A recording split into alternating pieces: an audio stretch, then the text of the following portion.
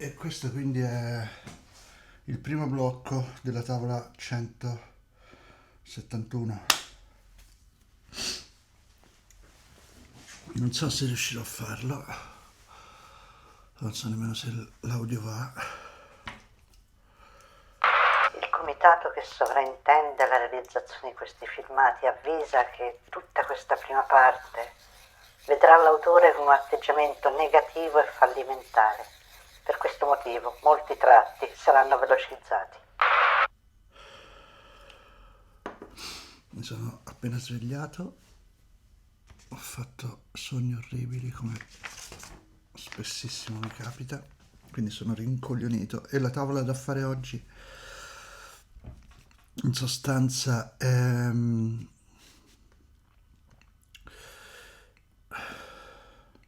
il momento in cui Livorno fa questa specie di ballo da sciamano eh, per, per fare contenti i suoi compagni indiani. Ieri ho dovuto fare 1000 firme mie per un lavoro, 1000. E è successo che ho cambiato firma, cioè io prima firmavo così e adesso firmo così. Questa cosa che ho levato il cerchio intorno è strana. Comunque, ho fatto 1000 firme così. Pensavo che sarei impazzito facendo 1000 firme, anche perché ogni volta che scrivevo il mio nome nella testa avevo tutte le volte il cervello mi suonava, mi diceva GP mentre lo tracciavo GP e subito merda, oppure GP fallito, GP coglione. Sempre, avevo sempre un termine denigratorio a seguire e questo per 1000 volte. Però alla fine invece quando ho finito sono stato sorpreso che era già finito. Ne avrei fatte altre 1000 alla fine probabilmente. Ma va bene, andiamo avanti. Mentre facevo quello ho anche tracciato due peni che però non hanno legame col lavoro che dobbiamo fare. Come vedete, cioè in realtà posso anche aggiungerne un terzo e non cambia nulla in termini di economia del lavoro. Ma ho fatto questa specie di piccolo schemino della pagina per avere un'idea di come avrei potuto dividere le scene, le vignette e le azioni. Qui ho messo un appunto che è l'inizio della battuta di Livorno, che è questa. Ora non mi pigliate per il culo, ma devo fare una cosa per forza. Ho tagliato una battuta, che è questo il momento in cui testa a tromba gli passa questo strumento al quale lui fa la danza. Ho pensato che alla fine fosse veramente un di più inutile che toglieva ritmo alla scena, quindi ho tagliato via questo e quindi sono passato subito a Livorno che dice ora mi pigliate per il culo e ho pensato di farlo con una vignetta a tutta pagina orizzontale in questo modo. Subito dopo ho voluto mettere 3 piani di ascolto per dare un tempo a questa azione. Nel primo piano di ascolto metto Miller, lo scrittore, il nostro imbecille, eh, che guarda Livorno e si domanda che cosa sta per fare, incuriosito, insomma, non preoccupato. Nel secondo pensavo di mettere Carmine, Salvo, non e Carmine. lui sempre chiaramente accigliato, che guarda cosa succede sempre col muso. E nel terzo addirittura invece lo stesso Carmine, che anche se è praticamente incosciente, è come se fosse un momento in cui si ripiglia un attimo e guarda quello che succede davanti a lui, accanto a lui, perché Livorno sarebbe qui, seduto accanto a lui.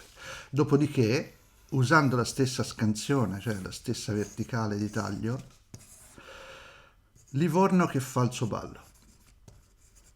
Quindi questo vedete che alle solite devo mimare sta cosa e qui penso che eh, si tratta di trovare dei movimenti buffi che poi troverò insomma un po' anche provando a disegnare sulla pagina, però per dare questo momento di ballo scemo che lui deve fare.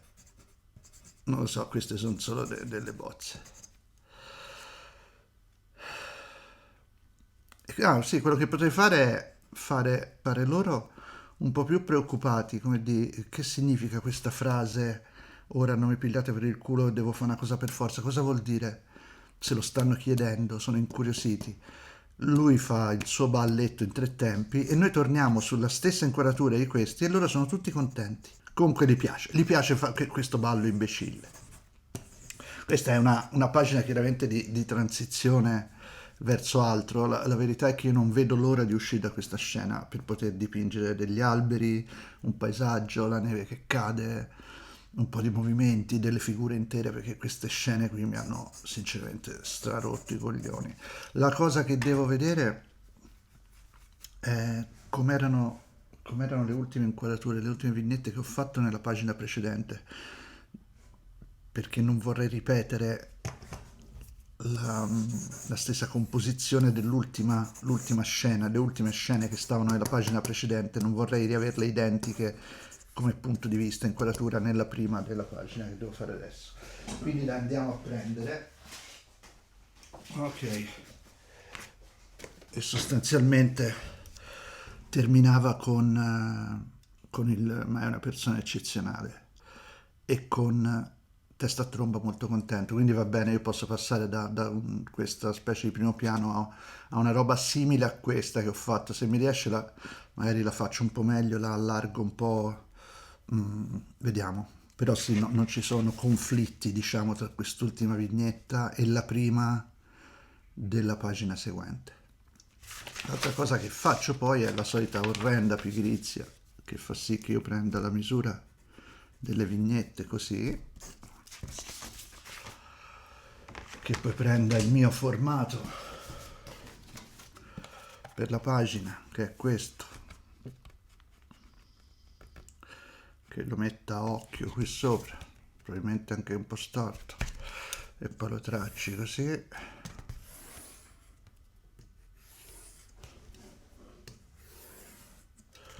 E voilà, e poi metto appunto l'altezza delle mie vignette.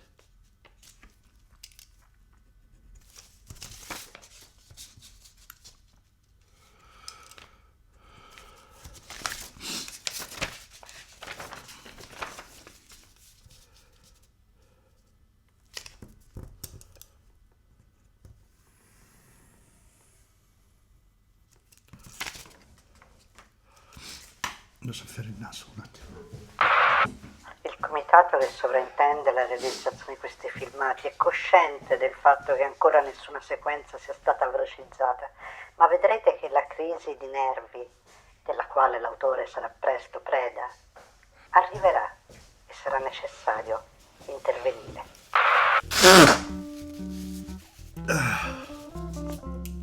Scusate i peni, adesso li cancello. Tra l'altro mi è dispiaciuto molto che una persona si è sentita, forse un paio, si sono sentite offese per le bestemmie che mi sono partite durante il lavoro. Perché in realtà sono un avido lettore del Vangelo e della Bibbia, anche se insomma, non riesco a credere nel personaggio principale.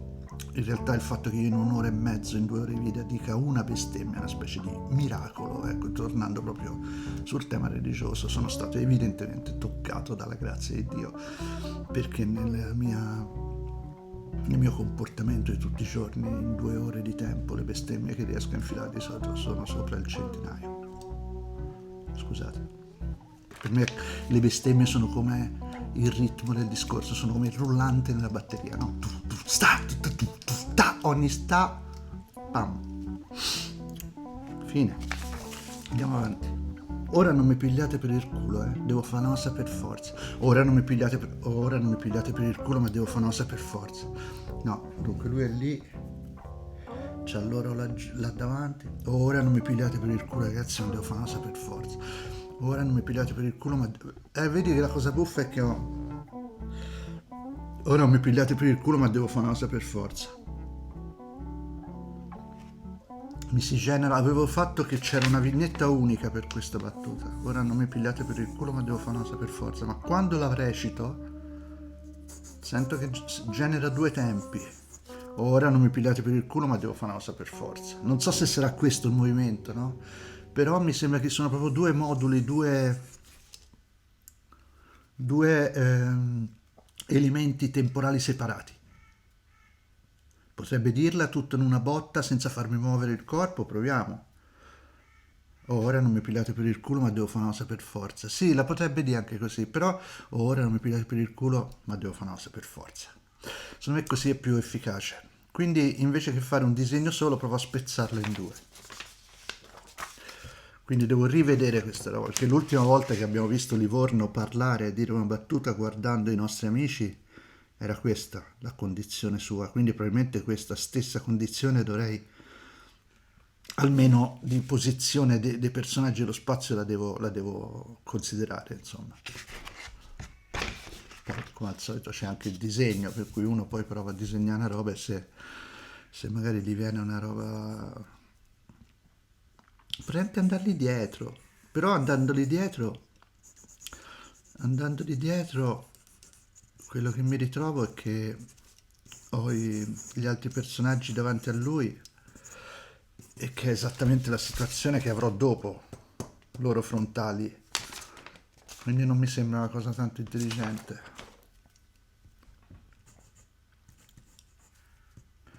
Invece se vado, purtroppo sta scena è piena di primi piani, mi dispiace, so che magari qualcuno vorrebbe vedermi fare i paesaggi eccetera eccetera, invece sono molto stretto. Usciremo da questa cazzo di baracca di trapper, usciremo, prima o poi. Ci siamo. Il momento della crisi si avvicina. Proviamo anche a scrivere un po' la battuta, no? Prova. Ora non mi pigliate per il culo. Vedrete che fra poco la psiche del autore comincerà a cedere, rendendosi conto di essere totalmente incapace. Ah, vedi? Scrivendo il blocco della la prima metà della battuta, ho sentito una roba strana invece nel corpo, come se Una roba nel corpo. mi desse noia questa spezzatura. E quindi forse quando nella prima intuizione ho detto qui ci vuole una vignetta unica, forse non ero lontano dalla verità. Perché invece forse questo tipo di modo di esprimersi ora non mi pigliate per il culo.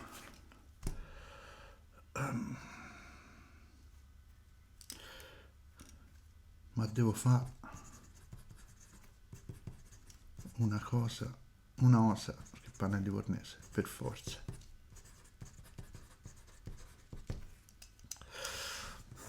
E forse questo tipo di approccio qui alla fine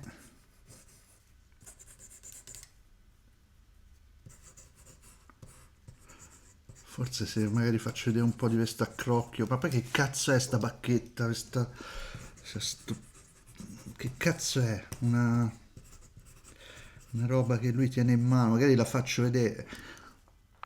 Ci siamo. La crisi si sta avvicinando. Ora non mi pigliate per il culo, senti che mi tira il sorriso. Però si dovrebbe anche un po' vergognare, tipo, ora non mi pigliate per il culo. E ora, poi ce l'ha proprio su a bestia le sopracciglia. Tristi e stocchi di cane. Ecco, visto com'è partita. Brutto. Come mai Livorno? Perché sono livornese te. Non mi piace per un cazzo. Il mocio e bava è esagerato. Mocio e bava è questo.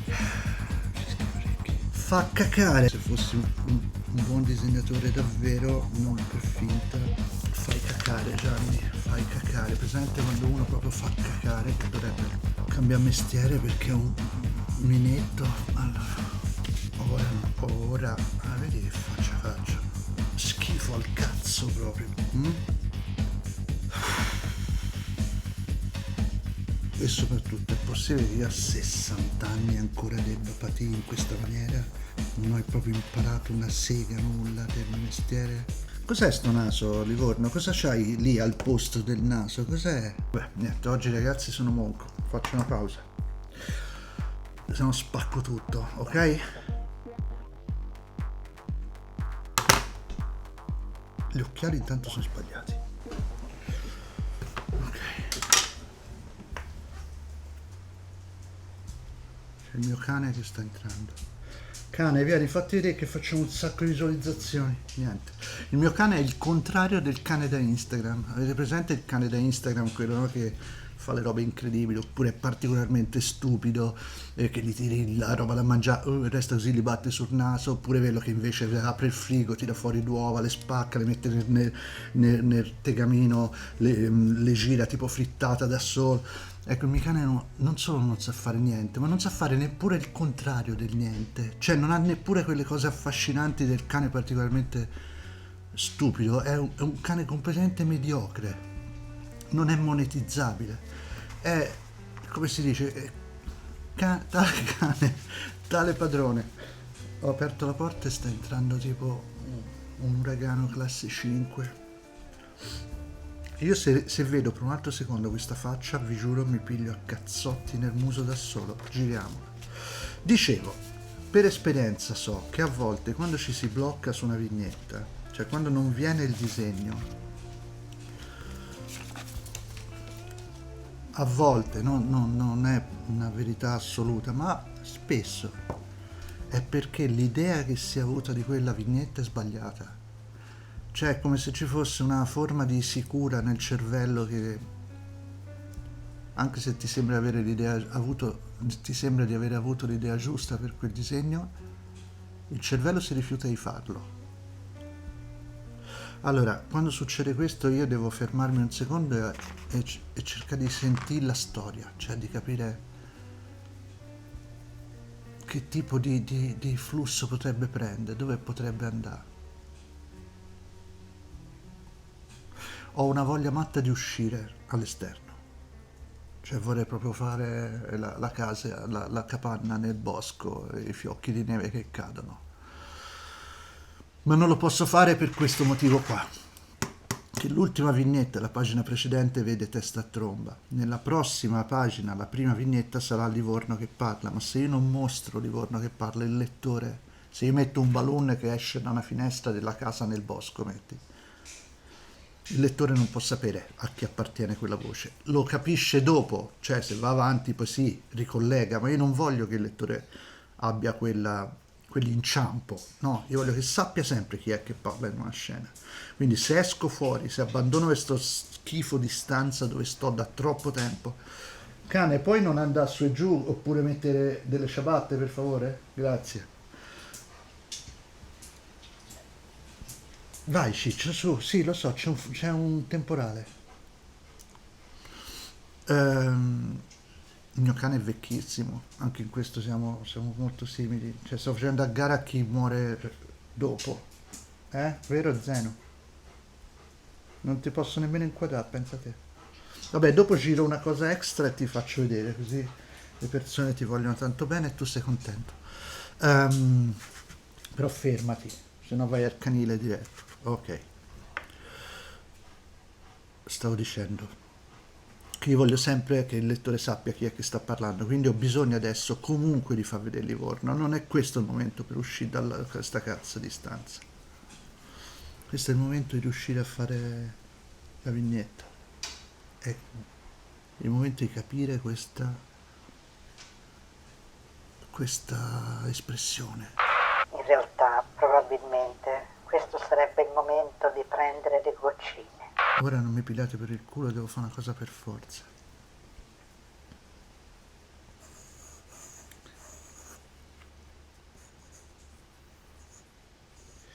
Un'altra cosa che l'esperienza un pochino mi ha insegnato è che non è sempre soltanto perché è sbagliato l'idea della vignetta, che una vignetta non viene, ma a volte basta anche proprio avere un concetto errato sull'inquadratura o sul movimento del personaggio. Magari una battuta per funzionare e per generare la vignetta giusta ha bisogno di un particolare movimento del personaggio che la pronuncia, e finché non si disegna quel movimento neanche l'espressione del personaggio viene fuori. È una cosa strana. Quindi adesso sto provando con una rotazione di Livorno dall'altra parte, come se si rivolgesse direttamente a Miller, anche perché poi sarà Miller il primo ad avere una reazione. Quindi è giusto che lui guardi principalmente Miller e non come avevo fatto qui in un uno spazio X, non si sa chi sta guardando. Adesso invece lo provo a indirizzare i suoi occhi verso Miller.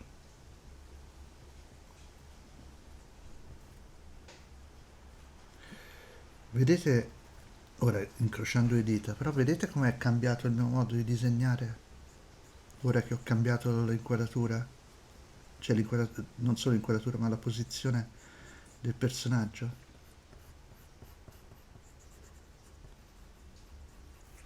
Voi dovete pensare che io non ho mai parlato di queste robe prima, neanche con me stesso, è una cosa che faccio solo facendo questi video, però mi rendo conto di come il disegno è 100 volte più preciso rispetto a queste cose o quella roba orripilante che ho nascosto, non so nemmeno più dove è andata a finire di prima. Incrociamo le dita.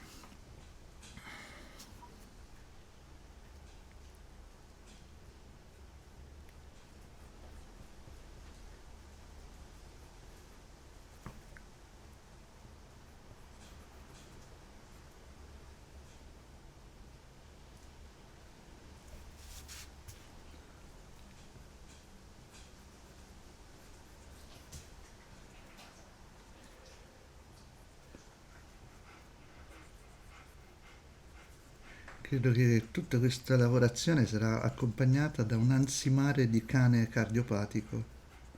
No, non è cardiopatico, povera bestia, è solo vecchio vecchio e respira a fatica.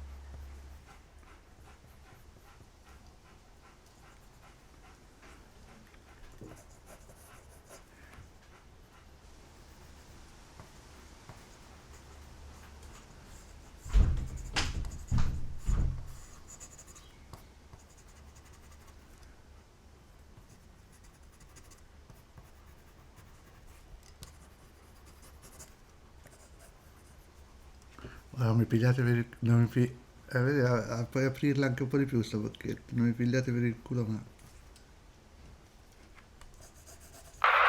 Il comitato che sovrintende la realizzazione di questi filmati ci tiene a informare gli spettatori che in realtà il cosiddetto autore non ha trovato la via giusta per questa vignetta e che tutto quello che state vedendo altro non è che una sequela di tentativi che finiranno in malora, con conseguente crisi di nervi del disegnatore. Proprio di capoccione, le piume Cocker.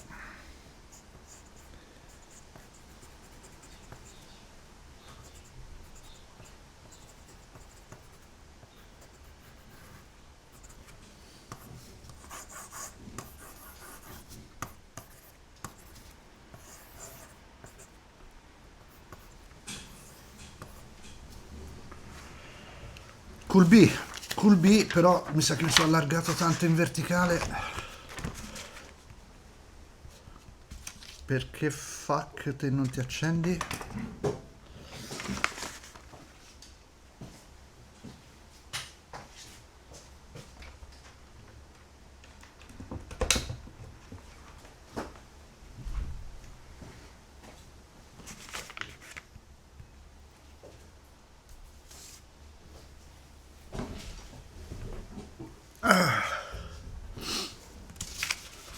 Ma merda, dietro c'ho ancora sta cazzo da fai via, maledetto, esci da questo corpo, Satana, vade retro. Mamma mia, schifo. Ciao Livorno, vediamo se riusciamo a farti entrare con le battute anche, perché sai, a chiacchiere si fa presto. Devo spegnere un attimo, sorry. Quindi in realtà vanno qui una e due. No? Tipo...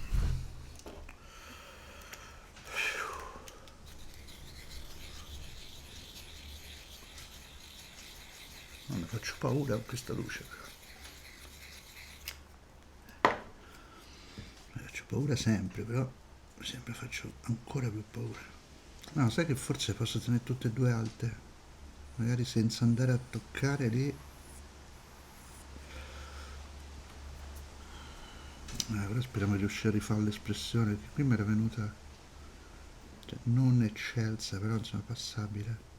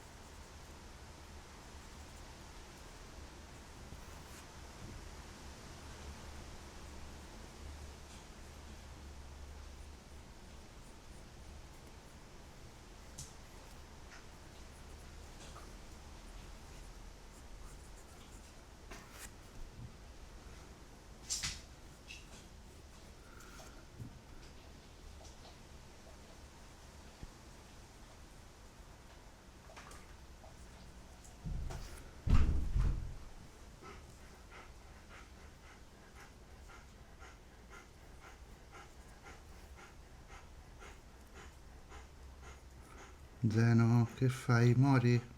Resisti, dai. Entri come Ponza poi la bestia.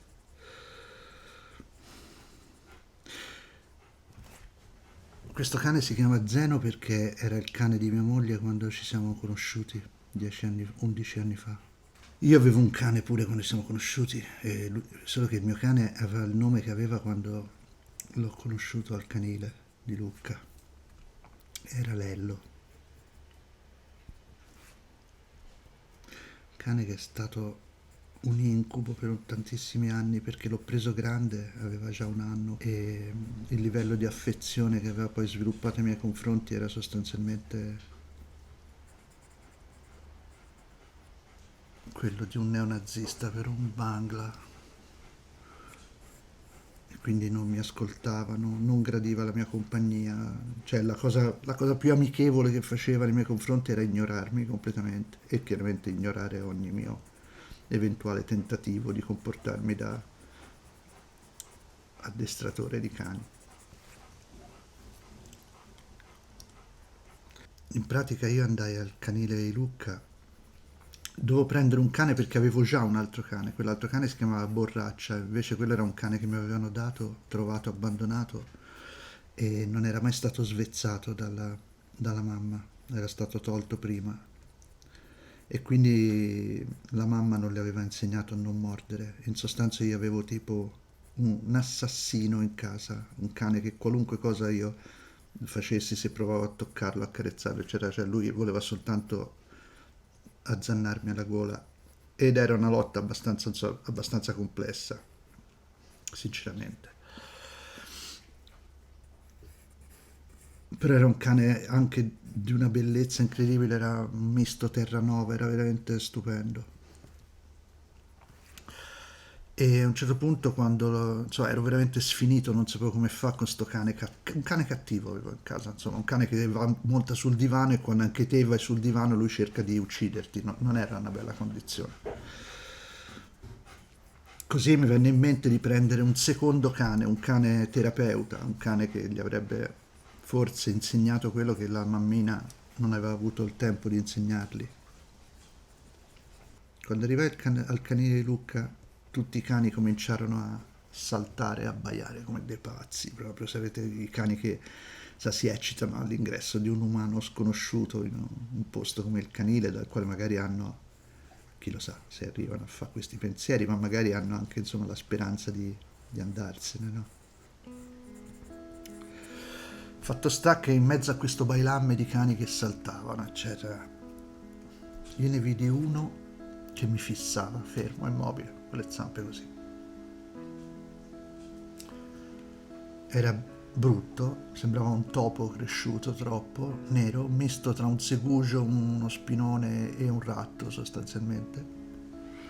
Però questa cosa che lui fosse l'unico che non saltava e non abbaiava e che mi guardasse fisso in quella maniera mi fece pensare a una di quelle cose pazze che credono a volte i proprietari di cani, sai, quella cosa tipo che mi aveva scelto. Così dissi lui, voglio lui. Come si chiama? Dove mi dissero Lello. E io pensai, porca troia, che nome di merda.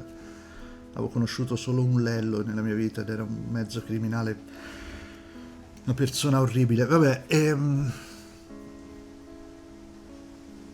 e però si chiamava Lello, quindi dissi, ok Lello, vieni a casa con me.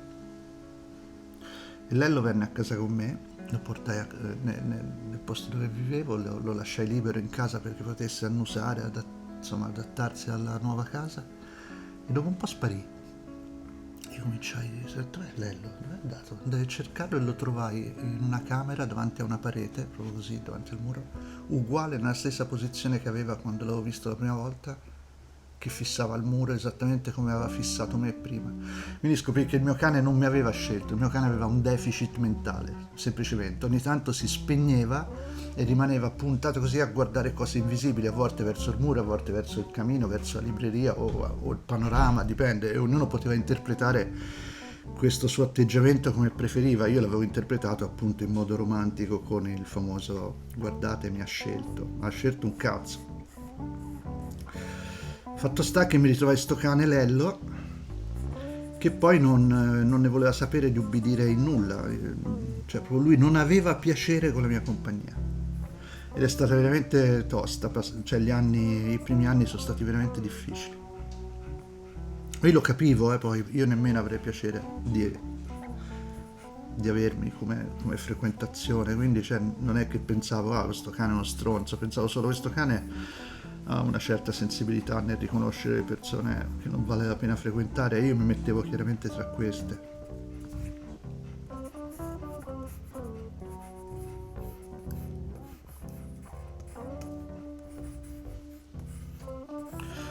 Fatto sta che poi appunto fece il suo lavoro con Borraccia, con l'altro cane, quello, il mezzo Terranova, perché in effetti Borraccia cambiò completamente da quando arrivò Lello e dopo pochi mesi diventò un cane straordinario, affettuosissimo, ubbidiente, giocoso, pieno di energia, era un cane meraviglioso, fino al giorno in cui Lello, chiaramente accortosi che insomma c'era una differenza abbastanza spiccata di qualità pura di cane, cioè nessuno avrebbe scelto, se fosse venuto a casa mia e avesse dovuto prendere un cane e portarselo via, nessuno avrebbe scelto Lello, tutti avrebbero scelto Borraccia. È brutto a dirsi, sì, ma è anche la verità, e la verità insomma ha il suo peso. Fatto sta che un giorno Lello che fece? Un giorno Lello disse a Borraccia, senti Borraccia, ho trovato un posto fichissimo dove andare a fare una passeggiata disubbidendo a ogni ordine o indicazione dei nostri proprietari, i nostri padroni, come cazzo si chiamano quelli dei cani. E Borraccia, che era un cane buonissimo, era diventato a quel punto, incredibilmente ubbidiente, proprio un lavoratore, fantastico. Però poverino non resistette alla tentazione, disse ok bello andiamo cazzo, una volta facciamolo sto giro proibito. Il giro proibito era sulla statale, in fondo alla valle. Lello portò Borraccia sulla statale e fece in modo, secondo me, i miei amici dicono di no, che sono io che immagino troppo, però secondo me fece in modo che Borraccia venisse uccisa da un'auto. Quindi dopo qualche ora Lello tornò solo, come nella poesia della cavallina storna, e io capii subito che era successo qualcosa perché Borraccia era un cane troppo devoto e troppo attento e io chiesi a Lello, dissi Lello che hai fatto? Lui non disse nulla e questo era sospetto. Fatto sta che pioveva come oggi. Presi la macchina, cominciai a girare per le strade per vedere se trovavo Borraccia. A un certo punto vidi lungo la statale tra Lucca e Pisa sulla destra un sacco nero dell'immondizia con un foglio di carta A4 come questo attaccato con lo scotch sopra. E io sentii subito che c'era qualcosa che non andava, mi fermai, arrivai a quel sacchetto, ero con la mia fidanzata di allora, anche lei era moltissimo affezionata a Borraccia. E sul foglio di carta c'era proprio stampato da una stampante, cane morto non aprire, una roba del genere. Io aprii e ci trovai la mia cagnolotta dentro e mi feci dei pianti, non solo io, anche la mia fidanzata del tempo. dei pianti tremendi. E quindi io ho continuato a vivere con Lello, che mi odiava, che aveva ucciso il mio cane preferito, e finché non ho conosciuto Chiara, mia moglie. E Chiara aveva un pastore maremmano incrociato con uno spinone, anche lui, che era pazzo, che tutte le volte che Chiara usciva di casa lui provava a buttarsi dalla finestra perché non voleva rimanere solo, completamente sempre appiccicato a lei in modo morboso, anche lui non ubbidiva nemmeno al minimo comando. Ehm, e io gli presentai Lello e dissi: questo è il mio cane Lello. E Zeno, che era molto più grosso, era un maremmano, è un maremmano anche. Ehm, Disse ciao, entrarono in casa. Lello arrivò alla ciotola del mangime di Zeno e gli disse: questa ciotola è mia, tutto quello che va dentro questa ciotola lo mangio io. E Zeno titubò un attimo e disse: però quello sarebbe il mio lettino. No, quello è il mio lettino, gli disse Lello, non ti azzardare a avvicinarti al mio lettino. In un minuto Lello prese completo possesso dell'appartamento, di tutto quello che c'era dentro, di tutte le cose che appartenevano a Zeno. E Zeno accettò la sottomissione. Stacco, 20 giorni dopo, Zeno ha trovato la sua dimensione di cane grosso ma scemo che ha bisogno di qualcuno che lo comandi a bacchette e lo bullizzi. Lello era sostanzialmente Hitler, reincarnato, e finalmente ha trovato, capito, la minoranza sulla quale sfogare la sua brutalità, comanda tutto lui, è il capo assoluto ed è diventato il cane più equilibrato, affettuoso, dolce, gentile del mondo, anche con me. Praticamente avevano solo bisogno di incastrarsi in questa maniera. E da quel giorno è stata una cosa stupenda perché Lello è diventato un cane ganzissimo, simpatico e amorosissimo, e Zeno ha perduto quelle caratteristiche di deficit psichiatrico che aveva, e sono stati felici per 10 anni.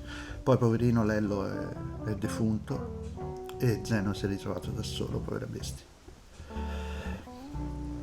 E questa è la storia dei miei cani. Nel frattempo dovevo in teoria fare una vignetta e forse l'ho fatta.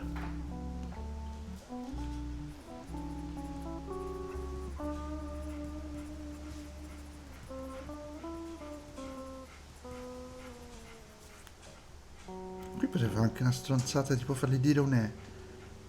Ora mi pigliate per il culo, eh? Tipo così.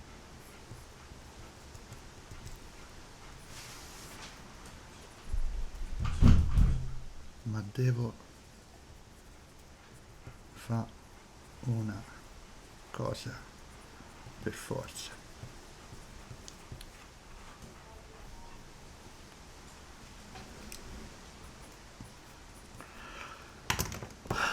Stop primo blocco, check in coda.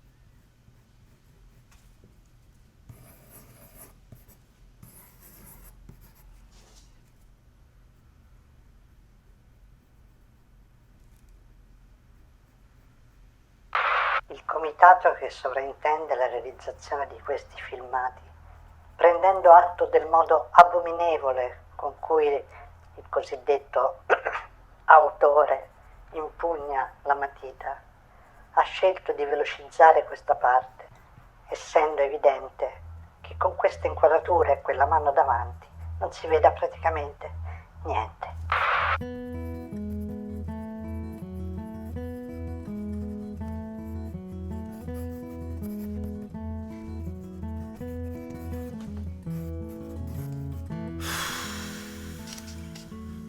Questo disegno mi fa schifo. Sto incazzando tutto, dimensioni, prospettive, cioè sono proprio da frutta.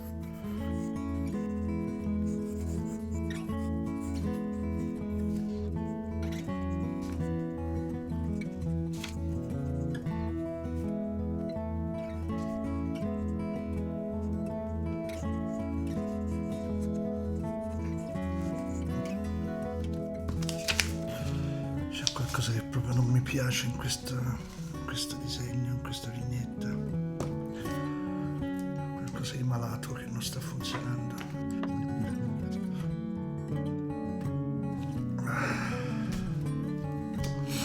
Porca troia. Se lo facessi con presenti diverso.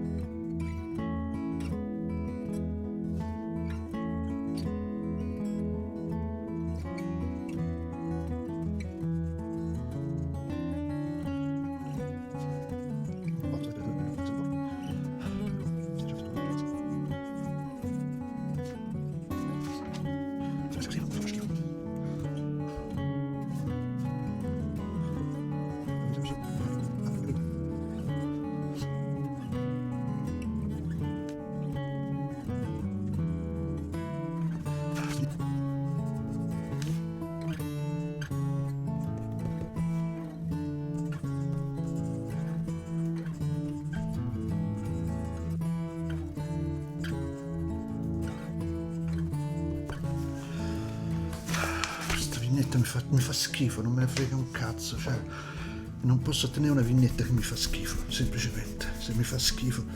Poi è come averci una malattia, capito, che ti lasci dietro le spalle, che dici vabbè non la curo e poi prima o poi ritorna fuori. Una vignetta brutta è quella che poi ti blocca tutta la pagina. Fanculo, vaffanculo, anche questa aia, porco zio.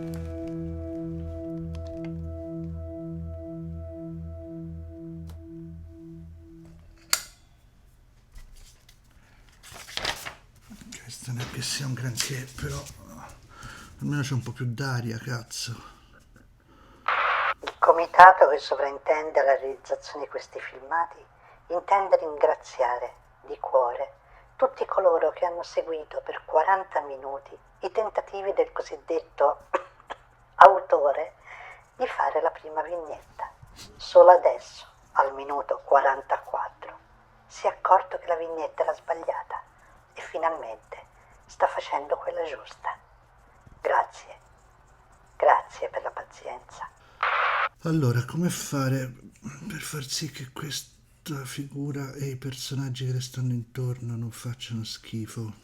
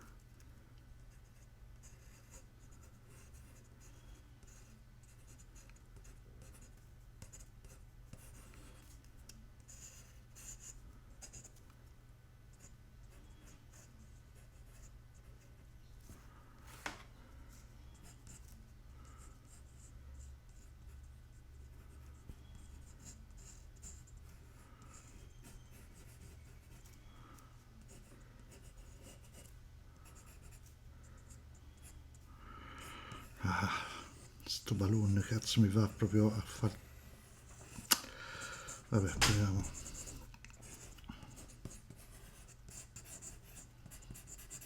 Ci mettiamo qualche dettaglio al cazzo di quinta finta.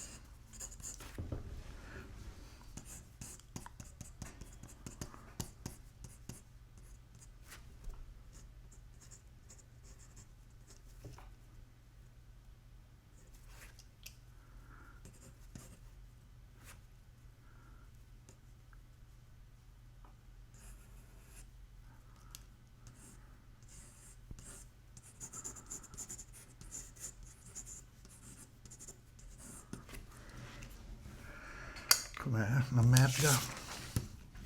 Allora, questo intanto si può buttare più in qua. Se questo butto più in qua, posso liberarmi la testa di Miller.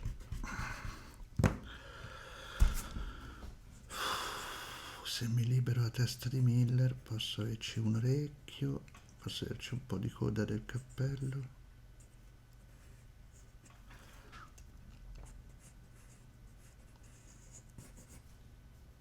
E lui lo mandiamo così.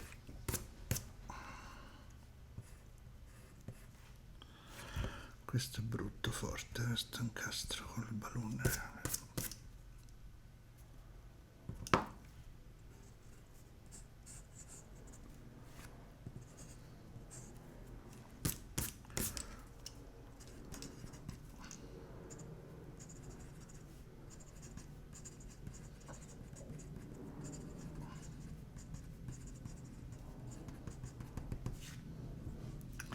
Però è meglio di quell'altro. Ok, ci teniamo questo, per ora ci teniamo questo. A questo punto c'è Miller che guarda a Livorno, c'è lui di qua, quindi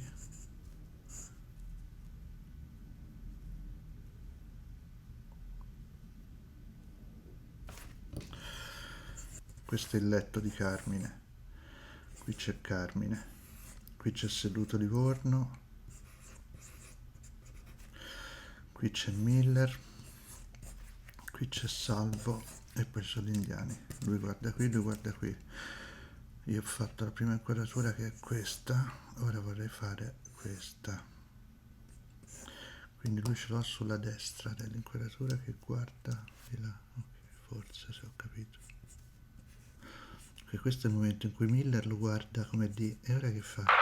Sempre per la solita storia della mano che copre il disegno, eccetera, eccetera, questa parte sarà velocizzata.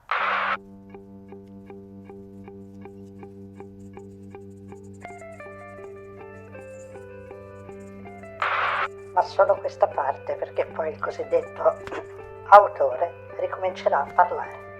Sono un po' più bocca aperta. No, così sembra stupito, non è stupito, sta aspettando una roba. C'è gli occhi un pochino più verso il basso.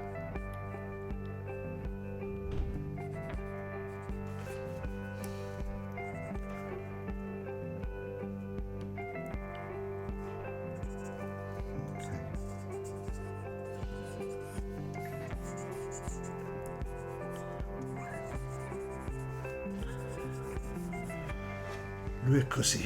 Salvo dall'altra parte invece lo vediamo probabilmente un po' più girato di qua.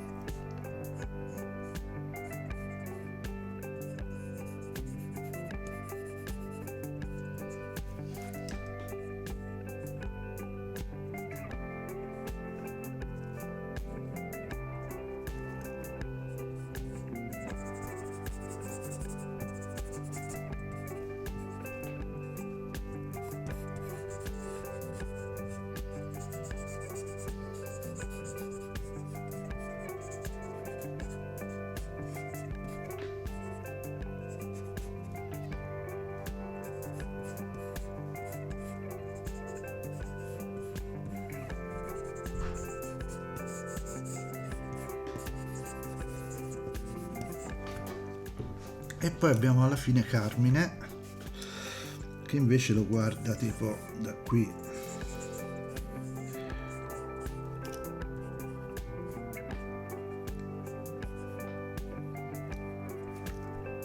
Cioè lo guarda per modo di dire, perché lui quasi non ce l'ha fatta negli occhi aperti.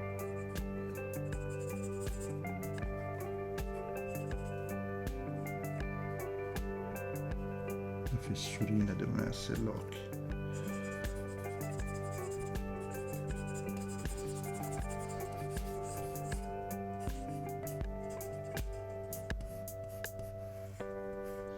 Il sucincio sulla testa, la barba.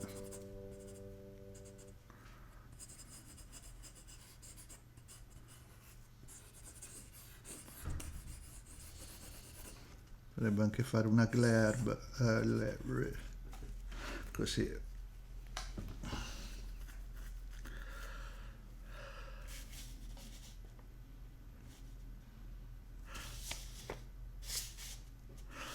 Forse potrei andare prima da Salvo nell'inquadratura, cioè prima lui incazzato e poi Miller, un po' più relax.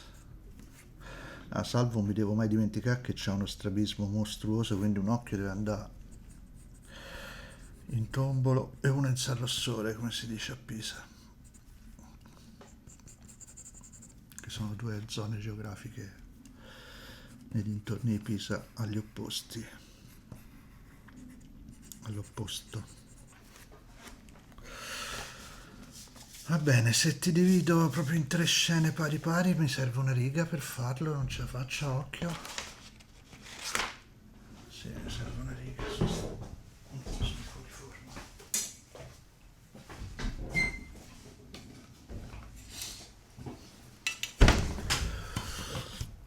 Questo è 19,2 diviso 3 non lo so fare.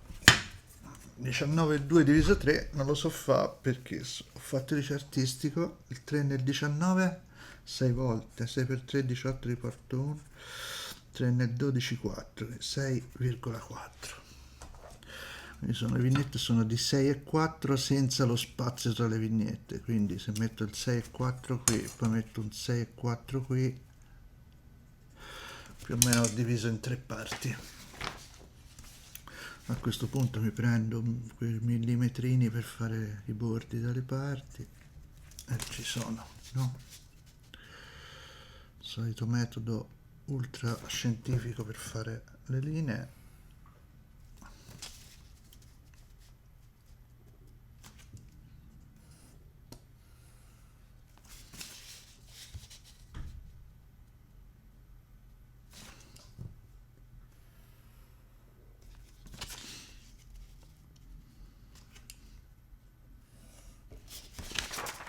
E ho le 3 vignette, poi ci metterei, per primo di tutto ci metterei il mio amichetto Salvo, un pochino a sinistra, tipo così, troppo, un pochino di a sinistra, se no non ci sta male, ok.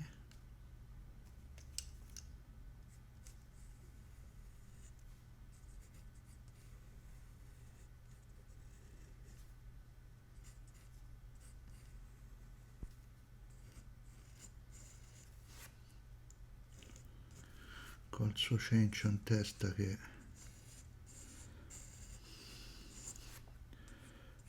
lo racchiude.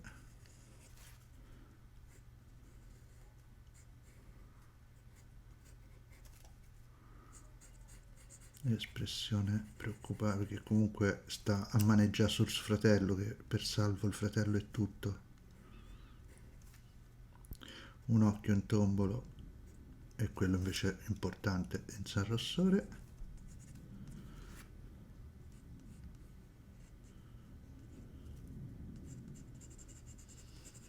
Baffoni, mandibola che esce fuori, c'è mascella, come cazzo si chiama, che esce fuori.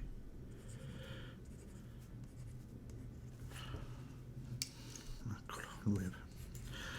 Salvo mi viene sempre, non è come lo stronzolo di Livorno che tutte le volte mi fa patire.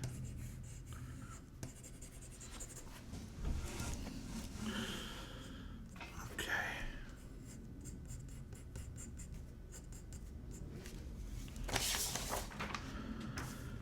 Miller invece lo mettiamo in seconda position. È un po' più alto di Salvo, quindi posso farlo anche salire un pochetto rispetto all'asse degli occhi.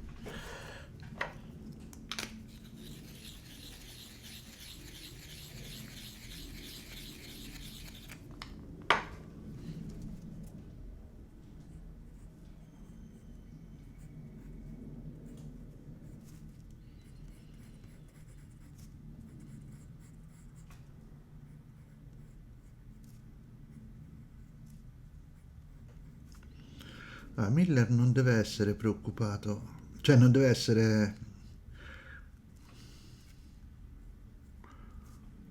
come Salvo che proprio insomma, è un po' più della serie mo che succede, però deve sempre avere quel suo positivismo, quel suo ottimismo, come cazzo parlo, il suo ottimismo immotivato che sempre sta lì.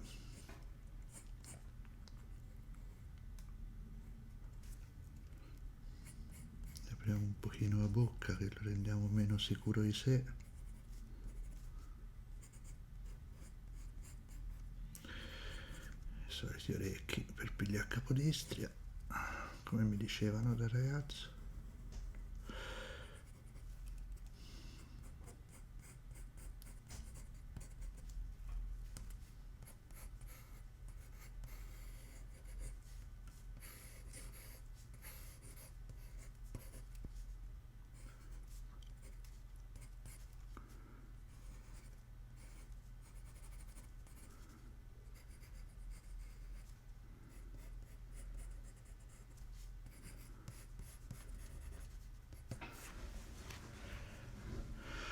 St'occhio di Salvo si è un po' troppo allargato, eh? Salvo non ha gli occhi così lontani l'uno dall'altro.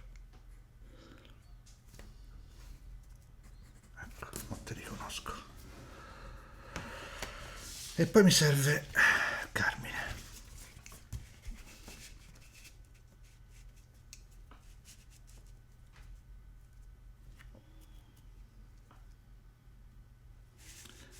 Carmine potrebbe anche sì, un po' tira un pochino sulla testa in uno sforzo disperato.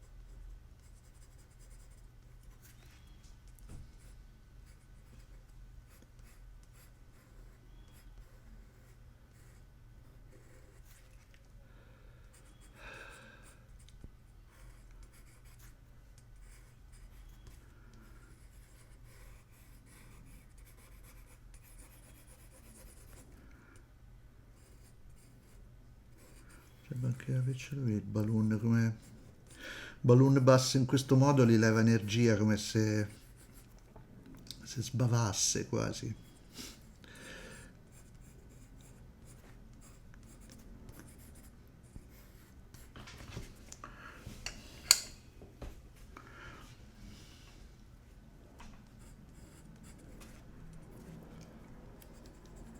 Però è brutto perché mi rimane sto buco qua, niente ciccio dai. No, ci si mette anche un finto.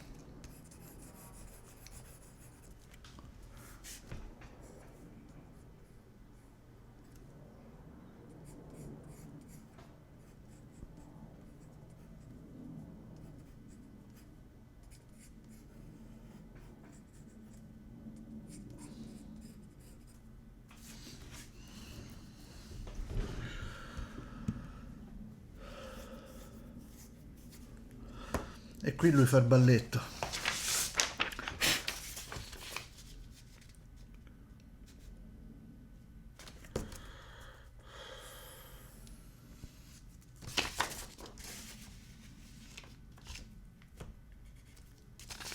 Guardate che sistemi incredibili di precisione che usiamo qui per dividere in due questa cosa.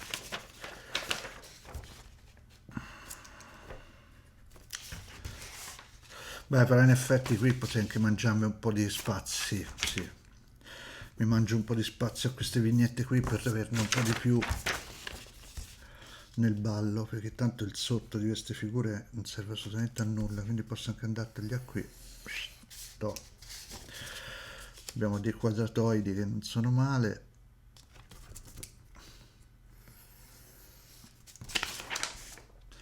Questo ci permette, volendo, di avere delle vignette più grandi qua sotto. Ah, sai cosa? Poi potrei ripetere lo stesso quadratoide sul fondo, quindi nelle ultime tre mi rimetto questo.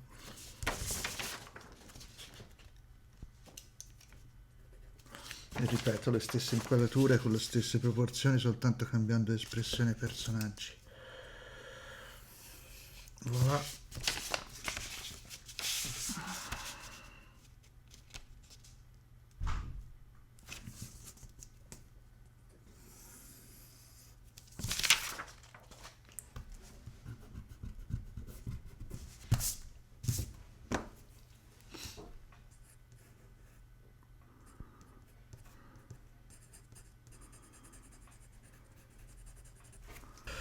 E qui mantenendo, quindi questa scansione praticamente, cioè queste divisioni qui sono robe che mi vanno su tutte le vignette, quindi vanno giù qui e vanno giù qui. Questa è una tavola di velle proprio di legno, cioè con le divisioni così rigide, tutte uguali.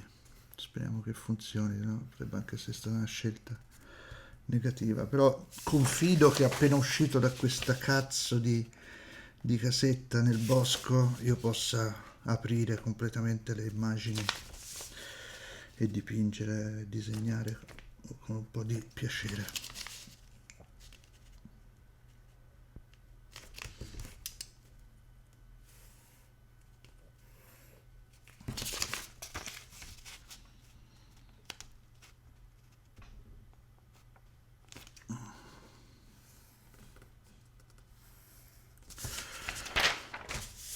Ok, questa è sostanzialmente la tavola come diventa. Adesso il problema è che devo fare il balletto.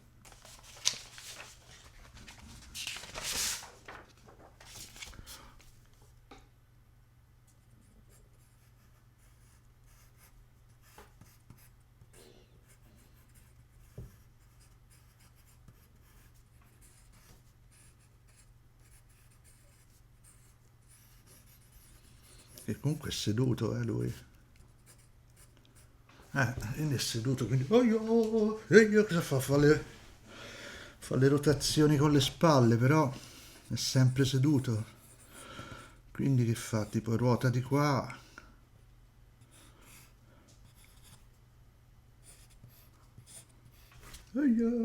Questo è orizzontale. Quindi probabilmente le braccia le andranno anche davanti alla faccia.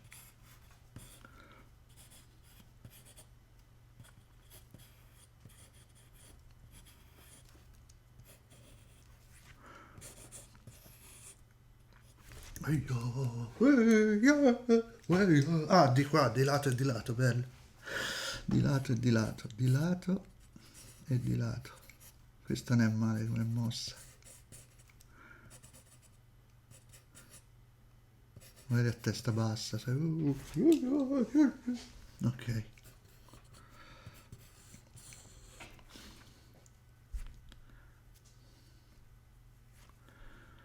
Ehm, che faccio? Tengo sempre più o meno le stesse proporzioni e poi mi devo ricordare che è nano sto povero ciccio, quindi c'ha comunque... E poi una bacchetta o due? Due bacchette, dai, vaffanculo, almeno viene bene, due bei teschi di cane piumati.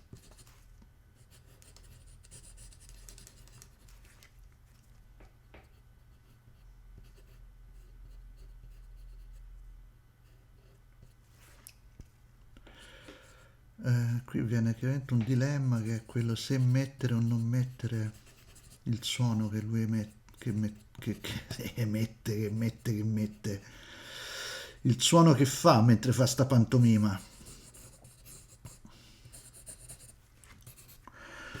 Io sarei per lasciarla muta, perché a volte mi danno noia i suoni messi, le onomatopee a volte mi rompono un po' i coglioni.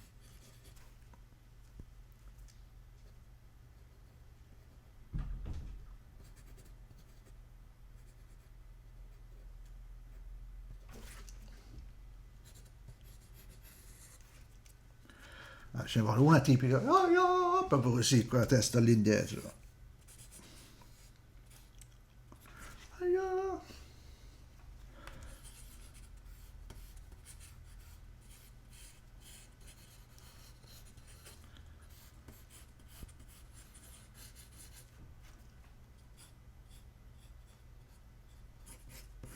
Chiaramente qui dovremmo usare ogni cosa che abbiamo a disposizione per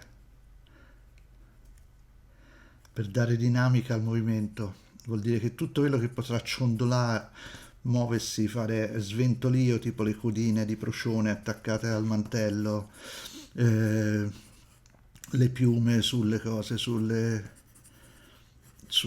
bacchette magiche, cioè cazzo sono, non lo so, vabbè, le piume, quelle del cocherismo, tutto questo deve muoversi adesso.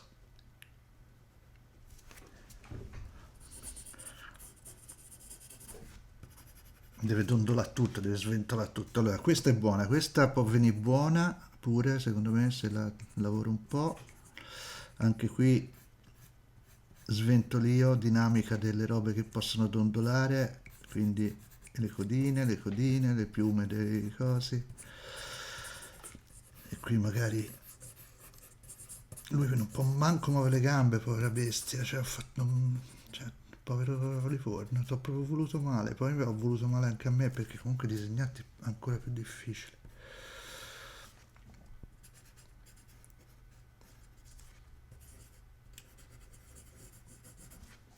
Mi manca la centrale, mi sa, ah no, in realtà dovrebbe andare verso destra così poi dopo va verso sinistra, ok? Quindi tipo così.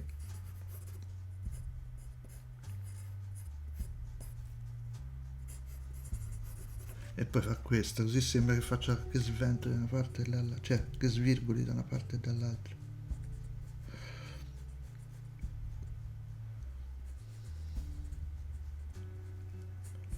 Non si sta ancora filmando tutto.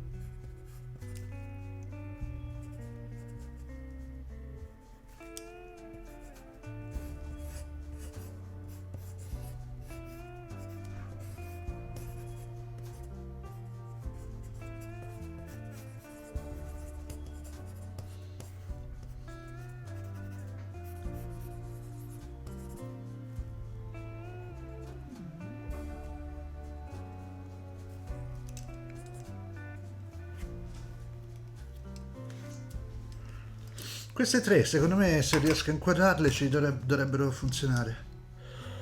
Ho finito la mina. Facciamo uno stop. Chuck in coda. Il comitato che sovrintende la realizzazione di questi filmati, accorgendosi che il video della lavorazione alla pagina stava andando troppo per le lunghe, ha deciso di spezzarla in più episodi differenti. Quella che vedete nell'immagine è Borraccia quando era piccola. Questi sono Lello e Zeno. Ok, Zeno. Zeno, ci siamo. Zeno, adesso... Zeno, ascolta, adesso farei qualcosa di instagrammabile. Lello, anche te, fermo, stai lì. Fate qualcosa di super instagrammabile, come i cani di Instagram. Pronti? Al 3. 1, 2, 3, via!